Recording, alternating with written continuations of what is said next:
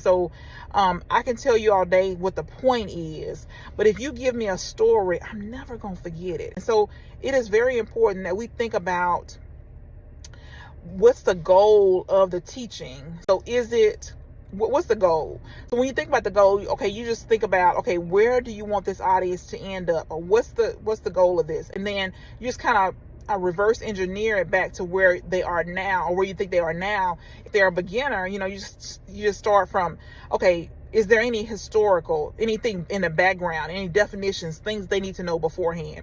Is there anything that I need to really break down to make it make sense? How do I get all of the legalese, the jargon out of what I want to say, so that my audience understands what I'm saying?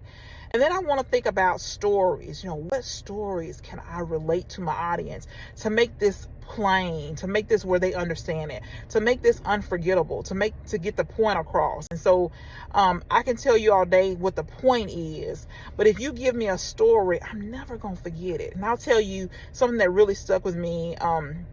Steve Harvey, in his book, I think it's the book Jump, he talks about a story of a grandmother. She's talking to her grandson, and she asks her grandson, do you know who your granddaddy was?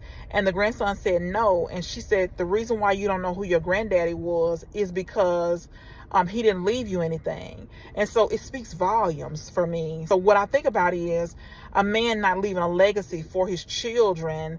Nobody remembers that you were even alive. And I also think about a good man leaves an inheritance for his children's children. And so I think it's important that I heard that Jack Daniels, he said, don't tell a story without making a point, and don't make a point without telling a story. And I think that is so important, that we're thinking about, when we're teaching, that we're thinking about, okay, what is the goal of this? What do I want the audience to walk away knowing? And then I also want to have action items. What I want the audience to walk away doing. So I have some steps. Every single time that I speak, I have some steps that I want the audience to take. I don't want them to I don't want to have a feel-good message, because that doesn't benefit anybody, right?